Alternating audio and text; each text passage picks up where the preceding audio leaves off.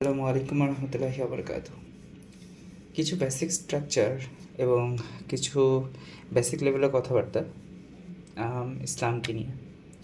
মূলত আমরা যখন কোনো বিষয় নিয়ে কথা বলি বা কোনো একটা জিনিসকে নিয়ে পড়তে যাই, তখন আমাদের মাথার ভিতরে সাধারণত চিন্তা আসে অনেক রকমের।